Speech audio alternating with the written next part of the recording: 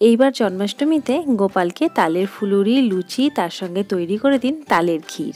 ছোট্ট গোপাল তো খুশি হবেই, কারণ তার ক্ষীর তো ভীষণ পছন্দের, আর তার সঙ্গে খুশি হবে আপনার বাড়ির সদস্যরা, যারা সেই প্রসাদটা পরে খেতে পারবে। কিভাবে তৈরি করতে হবে জানতে হলে দেখে নিন তুলিকার হেসেল। সবার প্রথমে দুধটা বসিয়ে দিতে হবে গরম করার জন্য। আমি এখানে 1 লিটার দুধ দিয়ে ক্ষীরটা তৈরি করছি। 1/2 লিটার নিয়েছি ফুল ক্রিম মিল্ক আর 1/2 লিটার নিয়েছি টোন মিল্ক। এবার সামান্য একটু জল দুধের মধ্যে দিয়ে দুধটা বসিয়ে দেবো গরম হওয়ার জন্য। ততক্ষণে আমরা বাকি কাজগুলো করব। আমি এখানে নিয়ে নিয়েছি গোবিন্দভোগ চাল, একদম হাতে মেপে মাত্র 2 মুঠো। গ্রাম হিসাবে 50 থেকে 60 গ্রাম মতো চাল আমি এখানে ব্যবহার করছি।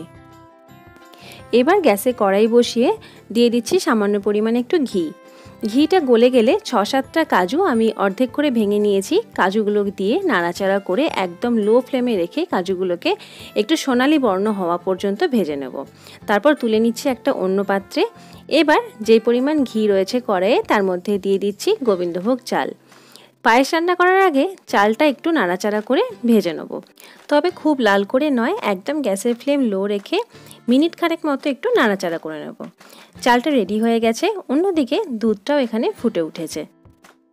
এবার ফুটে ওঠা দুধটা ভালোভাবে একটু ওপর থেকে নিচ পর্যন্ত নেড়ে নিয়ে ফুটন্ত দুধের মধ্যে অ্যাড করছি ভেজে রাখা গোবিন্দভোগ চাল।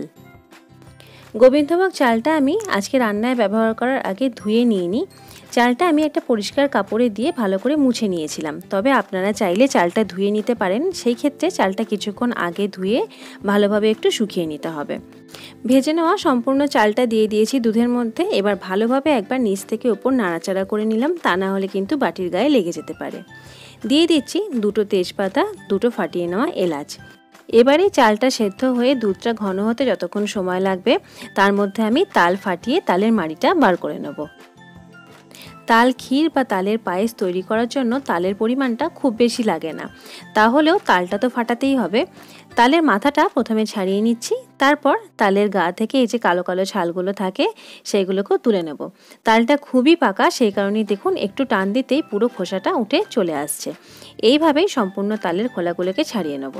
তালের তৈরি খাবার যেমন তালের লুচি, তালের ফুলুরি, তালের মালপোয়া, আজ যেমন তৈরি করছি তালের ক্ষীর, এই সমস্ত খাবারগুলো আমরা প্রায় সকলেই খাই।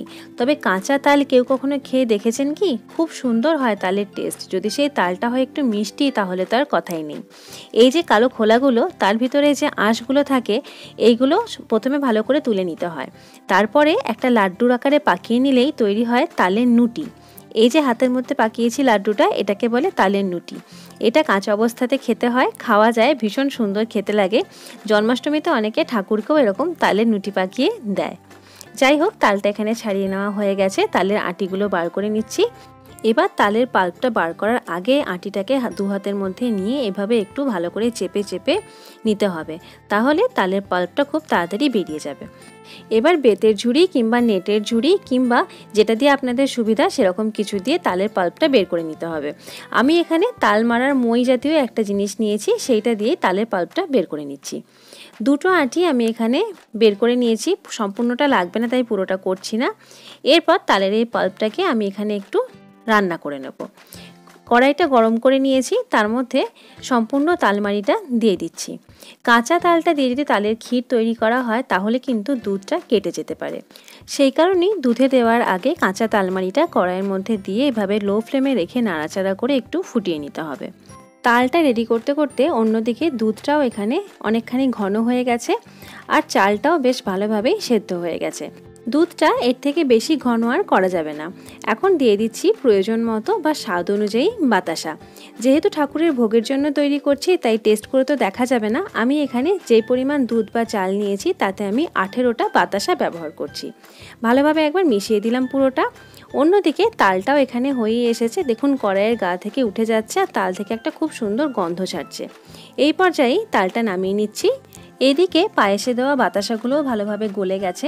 আমি যেহেতু দুধের পরিমাণটা অনেকটা ঘন করার পরেই মিষ্টিটা অ্যাড করেছি তাই খুব বেশিক্ষণ নাড়াচাড়া করার প্রয়োজন হয়নি। তবে আপনারা যদি অনেকটা বেশি দুধ থাকতে মিষ্টিটা ব্যবহার করেন তাহলে কিন্তু কন্টিনিউয়াসলি নাড়াচাড়া করবেন, তা না হলে কিন্তু ছেড়ে দিলে নিচ থেকে ধরে যেতে পারে। এবার গ্যাসের ফ্লেম অফ করে অ্যাড করলাম ভেজে রাখা কাজু বাদাম আর 5-6টা কুচিয়ে নেওয়া আমন্ড বাদাম। এবার পায়েসটা কিছুটা ঠান্ডা হয়ে গেলে তারপর দিয়ে দিচ্ছি আগের থেকে ফুটিয়ে রাখা বা রান্না করে রাখা তালের মাড়িটা। তারপরে পায়েসের সাথে খুব ভালোভাবে মিশিয়ে নিলেই তৈরি হয়ে যাবে তাল ক্ষীর বা তালের পায়েস। অবশ্যই মনে রাখবেন তালটা কিন্তু দুধের মধ্যে অ্যাড করার আগে দুধটা কিন্তু কিছুটা ঠান্ডা হয়ে যেতে হবে। একদম গরম অবস্থায় তালটা দিলে কিন্তু দুধটা কেটে গিয়ে ছানা ছানা মতো হয়ে যেতে পারে। তালটা পায়েসের সাথে মিক্স করার সময় দেখুন খুব সুন্দরভাবে কালারটা চেঞ্জ হচ্ছে, দেখতে কিন্তু ভীষণ সুন্দর লাগছে। তৈরি হয়ে গেল আজকে আমাদের তালের ক্ষীর। এভাবে তালের ক্ষীর বা তালের পায়েস তৈরি করে জন্মাষ্টমীতে দিন আপনার বাড়ির ছোট্ট গোপালকে, তার সঙ্গে বাড়ির সকল সদস্যদেরও। আশা করছি আপনাদের ভীষণই ভালো লাগবে। আমার আজকের রেসিপি আপনাদের কেমন লাগলো আমাকে কমেন্টে জানান। ভালো লাগলে একটা লাইক করে দিন, আর আমার চ্যানেলটা সাবস্ক্রাইব করতে কিন্তু একদমই ভুলবেন না। দেখা হচ্ছে আরও একটি নতুন রেসিপির সাথে। আজকের মতো টাটা।